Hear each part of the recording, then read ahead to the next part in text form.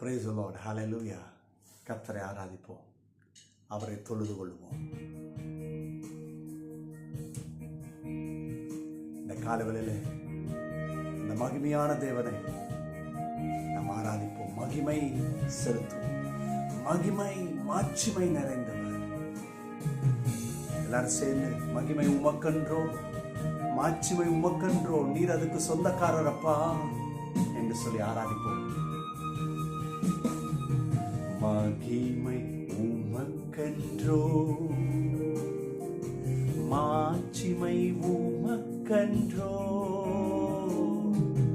மகிமை உமக்கன்றோ, மாட்சிமை உமக்கன்றோ, துதியும் புகழும் சோத்திரமும் தூயவர் உமக்கன்றோ, துதியும் புகழும் சோத்திரமும் தூயவர் உமக்கன்றோ.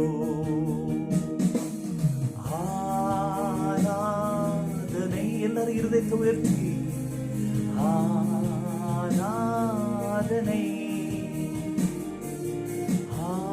ஆராதனை, ஆராதனை என் நண்பர் இயேசுவுக்கே, என் நண்பர் இயேசுவுக்கே, மகிமை உமக்கன்றோ.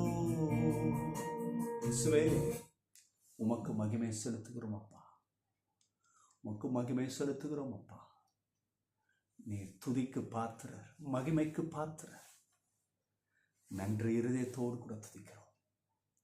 இந்த காலவெளியிலும் உமது வார்த்தைகளிலே எங்களை பலப்படுத்துங்க. உமது வார்த்தை எங்கள் உணவு, அது எங்களுடைய உணவுப்பா. அந்த உணவை நாங்கள் சாப்பிட எங்களுக்கு கிருபை தாங்க. மனக்கண்களை திறந்து கொடுங்க. பிள்ளைகளுக்கு தைரியம் உண்டாகட்டும். பிள்ளைகளுடைய காரியங்களை வாய்க்க பண்ணுங்க, இயேசுவின் நாமத்தினாலே. ஆமென், ஆமென்.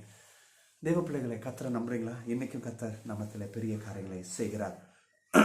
ஏசாயா தீர்க்கதரிசன புஸ்தகம் 61ஆம் அதிகாரம் 7ஆம் வசனத்தை நாம் தியானித்து கொண்டிருக்கிறோம். இன்னைக்கு அந்த வசனத்தில் இருக்கிற கடைசி பகுதி நம்ம பார்த்துட்டு முடிப்போம். ஆமென். அந்த கடைசி பகுதி எப்படி வருது? அதிநிமித்தம் தங்கள் தேசத்தில் இரட்டிப்பான சுதந்திரம் அடைவார்கள்.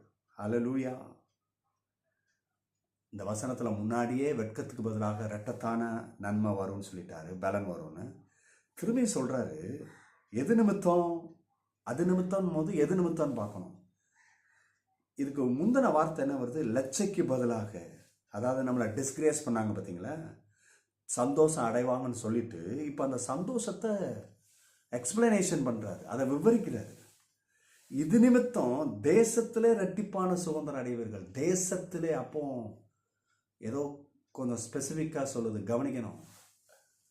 தேசத்தில் நிறைய பேர் இருக்கலாம், ஆனால் தேசத்திலே இரட்டிப்பான நன்மை பெற ஆளு குறைச்சி கர்த்தர் நம்மளை இரட்டிப்பான நன்மை எடுக்க வைக்கிறார். நம்ம தலை நிமிர்வது கஷ்டம் நினச்சிக்கிட்டு இருக்கிறோம், சர்வே பண்ணுறது கஷ்டம்னு பண்ணிக்கிட்டு இருக்கிறோம். ஆனால் வேதவசனம் சொல்லுது, இரட்டிப்பான சுதந்திரத்தை அடைவீர்கள். சுதந்திரம், அதாவது இந்த இரட்டிப்பான நன்மை என்னன்றது, இந்த சுதந்திரம்ன்ற வேர்டில் அதை இணைச்சி பார்க்கணும். அதாவது என்னன்னா, அது நம்முடைய ரைட்ஸ் ஆகுது, நம்முடைய சுதந்திரம், அது என்னுடையது, நம்முடையதை கர்த்தர் கொடுக்குறாரு. எவ்வளோ பாருங்க, நல்லா கவனிச்சிங்கன்னா, நமக்கு நாங்கள் ஒன்றும் கிடையாது, எல்லாத்தையும் இழந்து தான் நின்னோம். ஆனால் கல்வாரி சிலுவையில் அவர் பிள்ளையை மாற்றும் பொழுது என்ன பண்ணிட்டாரு? நம்ம அக்கௌண்ட்டில் எல்லாத்தையும் ஃபில் பண்ணி வச்சிட்டாரு. இப்போ அதான் சொல்கிறாரு, சுதந்திரன்றாரு. அப்போனா என்னப்பா, அது உன்னுடையதுன்றாரு. இது போல் நீங்கள் எங்கேயாவது பார்த்துருப்பீங்களா? எவ்வளோ அற்புதமான கர்த்தர் பாருங்க. இரட்டிப்பான சுதந்திரம் அடைவார்கள். தேசத்தில் நீ இருக்கிற இடத்துல கஷ்டப்பட்டுக்கிட்டு இருக்கிற, தேசத்திலே உயர்த்துறேன்றார். ரெண்டாவது, இந்த வசனத்தினை இறுதி, நித்திய மகிழ்ச்சி அவர்களுக்கு உண்டாக்கும். நித்திய மகிழ்ச்சி, இந்த அப்பதைக்கு வர்ற சந்தோஷம். சில பேர் பாருங்கள், வீட்டில் ஏதாவது ஒரு பொருள் வாங்கினா தான் சந்தோஷம் இருக்கும். ஏதாவது ஒன்று ஈவெண்ட்டு, அப்போ தான் சந்தோஷம். ஆனால் கர்த்தர் சொல்கிறாரு, இல்லை, நீ என்ன ஆளுகை பண்ண விட்டுட்டனா, நீ என்ன நம்புனா நித்திய மகிழ்ச்சி அவர்களுக்கு தினந்தோறும் கொண்டாட்டம், தினந்தோறும் சந்தோஷம் கர்த்தர் தருகிறார். நம்புறீங்களா? திரும்பியும் சொல்கிறேன், உங்கள் துக்க நாட்கள் முடிந்து போயிற்று. கர்த்தர் நம்மளை நிலைப்படுத்துவார். ஹல்லேலூயா. God bless you.